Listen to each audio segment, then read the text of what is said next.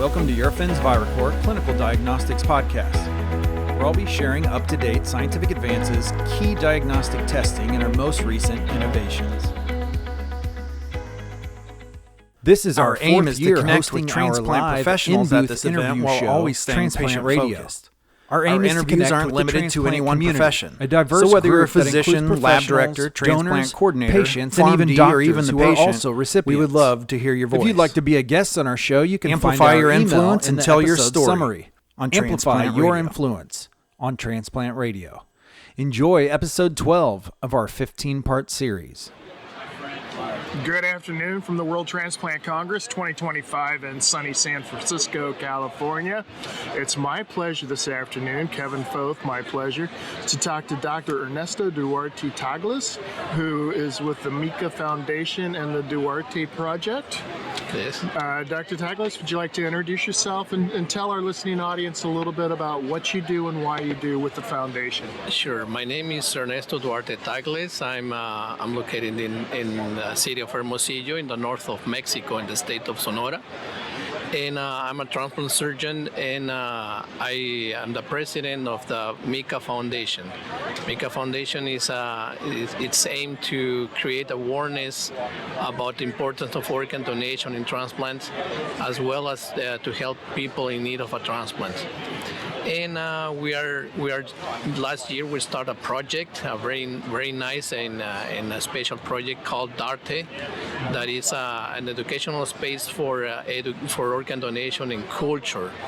And I have a presentation of that project yesterday. And so you presented here at the World Transplant Congress. Yes. How well was your session attended? I'm sure it was standing room only, as some of the other conferences. Yes, well, the moderators and some of the people says it was something. It was special. It was the first, never seen something like that, and catch the attention. And I hope we can give to more people to get awareness about this, and they get to know about our project, and also because we are doing something for the worldwide. Very good. And you had mentioned something to me earlier as we're prepping for this show here, that there's really a concern about the level of organs available for donation, especially in Mexico. Yes, the problem is that the disparity between the organs that donated and the need of a transplant, it's spreading every year worldwide. In Mexico is something that it happens. For example, last in 2023 in the world, the need of a waiting list is more than 500,000 people, and we only have 10% of that necessity in the world. And the capacity of a country, or the effectivity of a country, or how in organ donation is measuring rates of donor per million of inhabitants. Mm-hmm. And while Spain has an organ donation rate of 49, or United States has an organ donation of 48, we in Mexico have very low as 4.2 organ donors per million of inhabitants. That's a really remarkable number. Yes. Is this primarily due to awareness about organ donation, or any type of stigma associated with organ donation? Yes, it's both.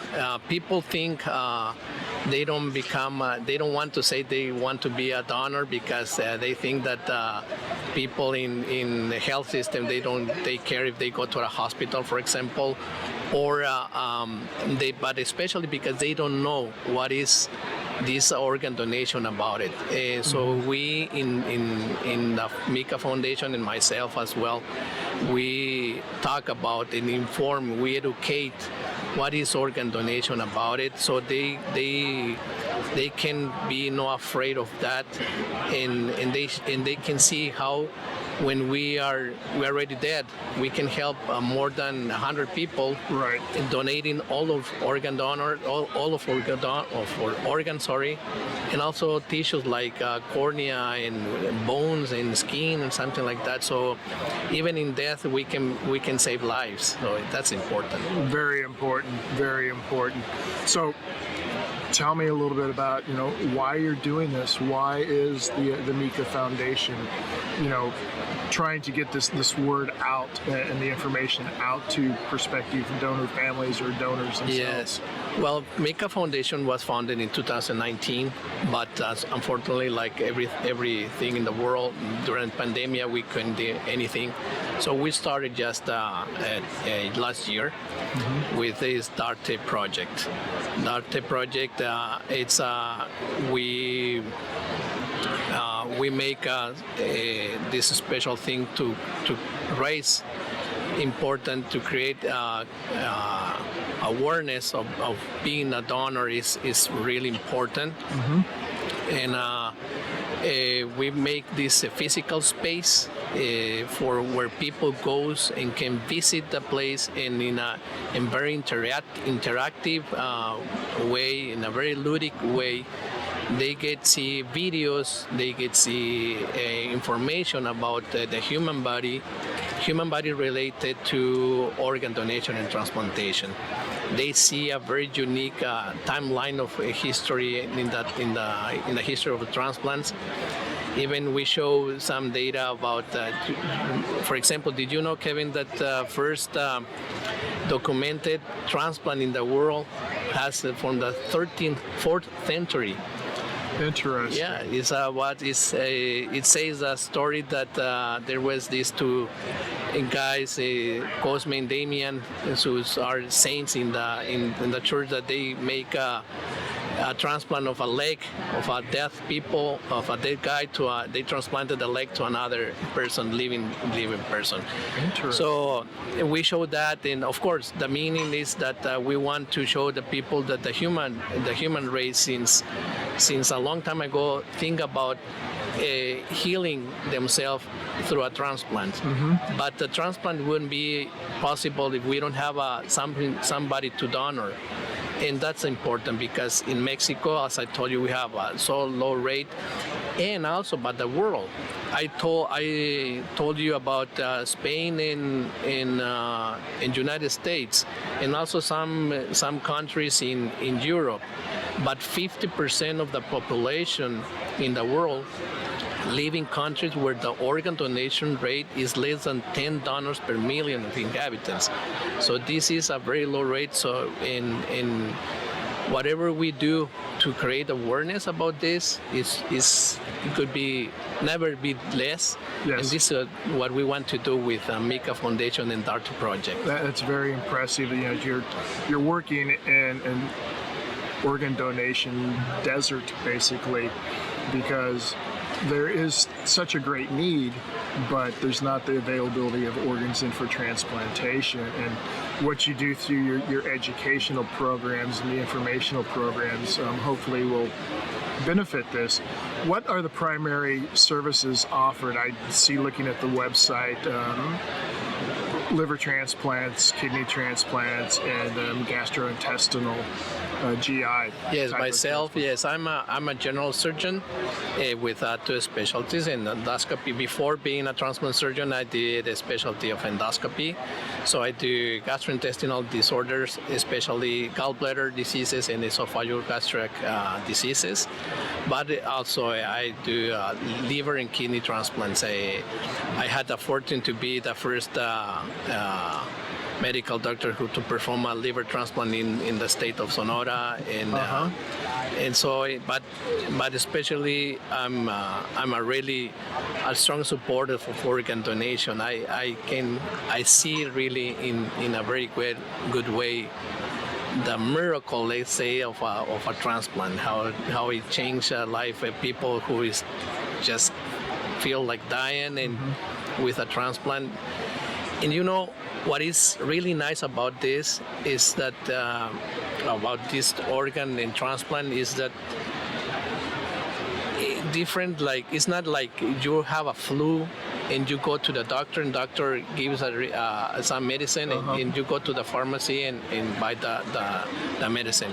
Here you have a kidney disease or a liver disease or heart disease. The doctor that won't give you there's not a prescription. No, not a prescription. Right. Yeah, you need the third party, the third guy who you don't know who is him. And in the middle of a pain, of a sorrow, they say, yes, I want to donate for my dad, my son. And this is the real, that's what I say, it's a miracle, because out of that people, something can alive. So that's bring somebody back to life, basically, who's suffering from the malady of needing an organ because theirs is failing. Yes. And such. How about the aspect of, we're really getting in the States in the past few years, the United States in the past few years, of doing like, partial liver transplants, taking a lobe from a donor. They don't have to be deceased from living donors. Is that something that is people are aware of in Mexico and the state of Sonora? Or? Yes. You mean from living donors? From living donors. Yes, it's something we do. Actually, Mexico, for example, in kidney disease, has one of the highest kidney transplants in rates for living donors. But in kidney, liver is much less, but it can be done. But just in a few centers. But also, yes, it can be done.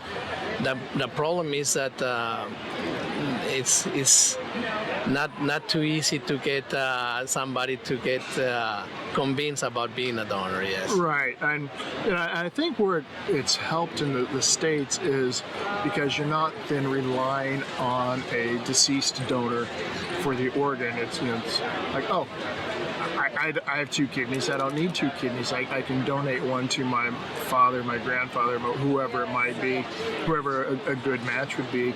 And the same thing with a lobe out of the liver. It's like, okay, this came from a living person to a living person.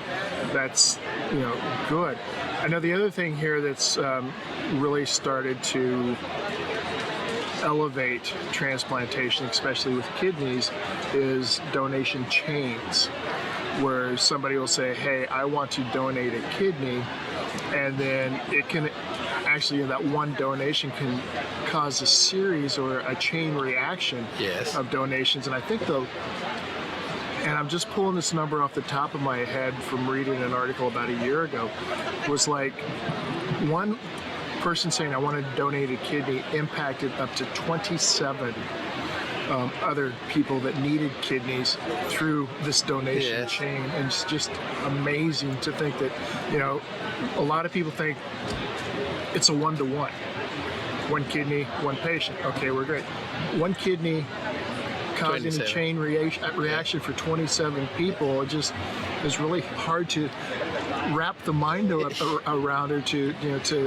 really think about the possibilities of that. And that's how the whole donation process, I think, has evolved over time, where we've gotten better in pre-screening patients for donation, but then also the follow-up and the treatment of the patient after receiving the kidney. And it's not like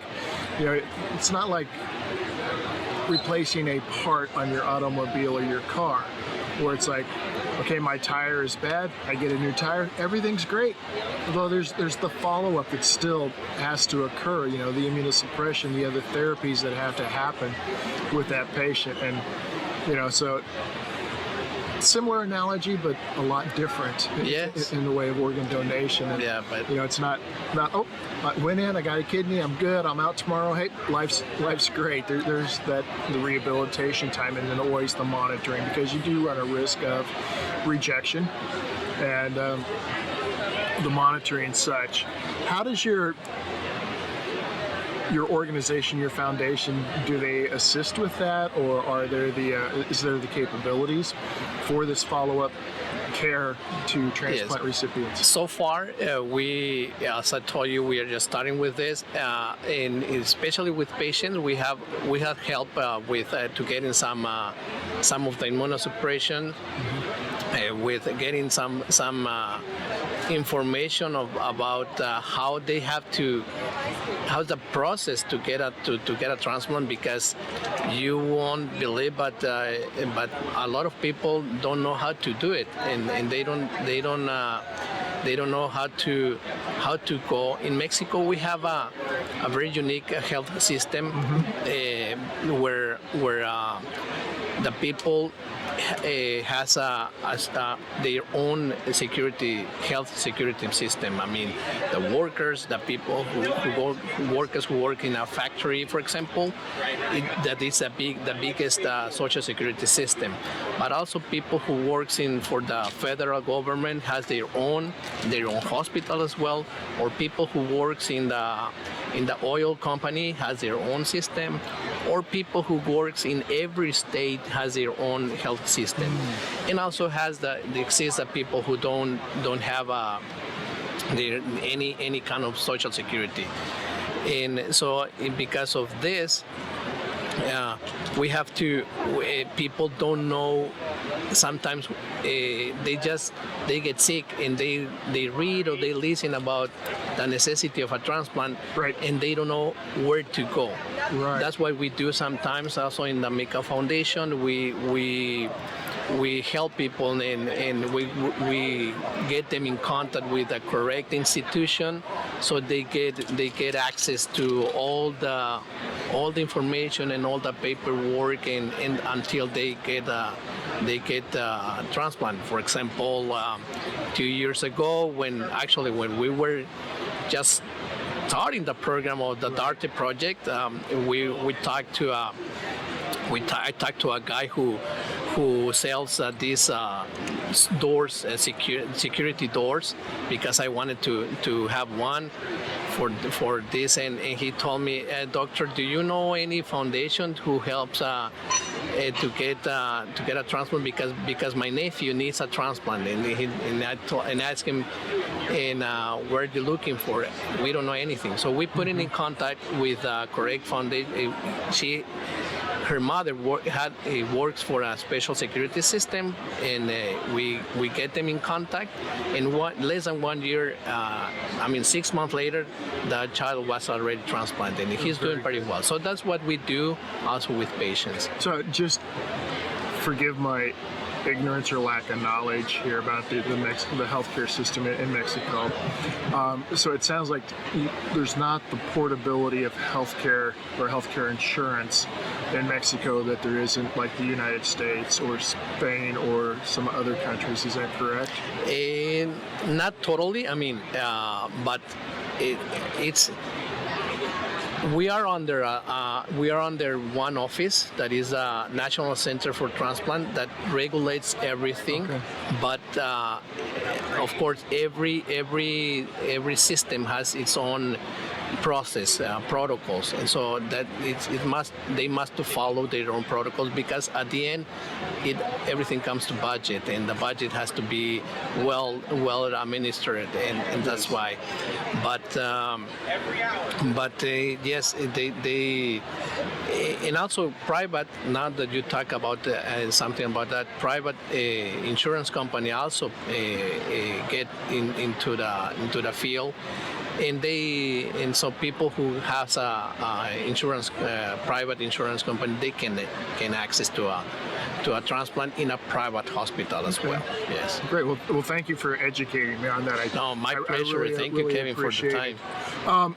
So, anything else you'd like our audience to know? Feel free. The microphone is yours. And thank you. Well, I would like to invite you to follow our social media, DARte, DARTE. You can follow in Sonora, SONORA. You can find that, and this is a really nice project. We love it because, as I told you, it's the first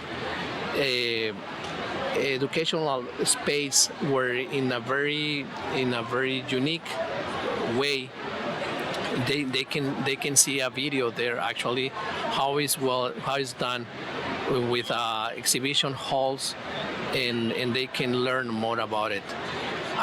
In the past, I'm the former director of the state transplant office, and I give several lectures, talks to different audiences, and I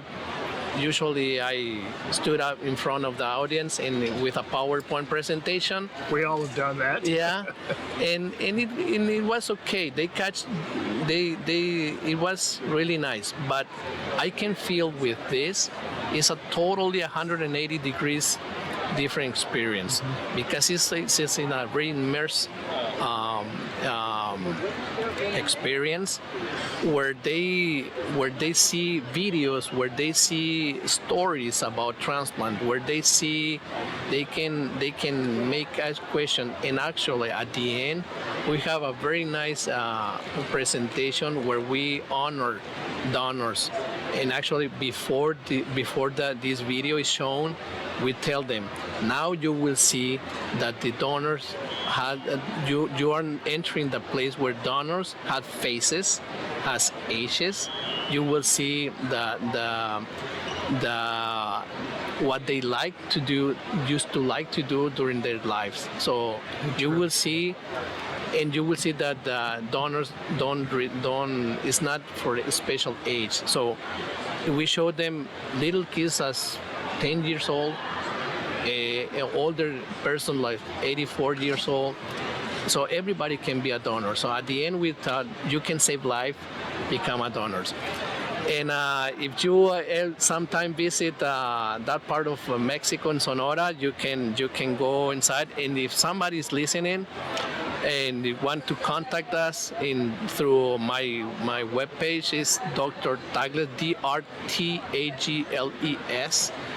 and I will be glad to show them our project, and because we want to take it to other places. We are working already in ideas to have to make like temporary exhibitions, so we can take this project to the physical space to another space, like as a temporary exhibitions. And also just in maybe in a few months we will show the virtual reality project, where all this information is done, and you can see, also learn about the importance of organ donation and transplantation. You will see what is done in most of the countries. We are doing very nice things, and become a partner. We are open to, if somebody want to be a partner of us, we are open to that as well. That's always a good ask. Yeah, you did share a little bit of the video with me from your phone and talk about the VR aspect of it, the virtual reality aspect of it. Look at their website. It is really phenomenal. Quite interested to see when it gets rolled out to the full virtual reality and the utility of it. I mean, the sneak peek I got, very, very nice.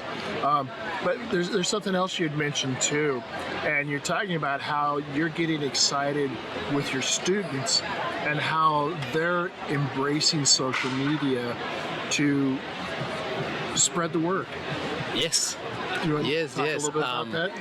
Yeah, sure. I'm a medical school teacher, and to my students, we do actually for the final exam they have to organize a symposium of organ donation. We are actually is the only symposium organized by pre-med students in the country.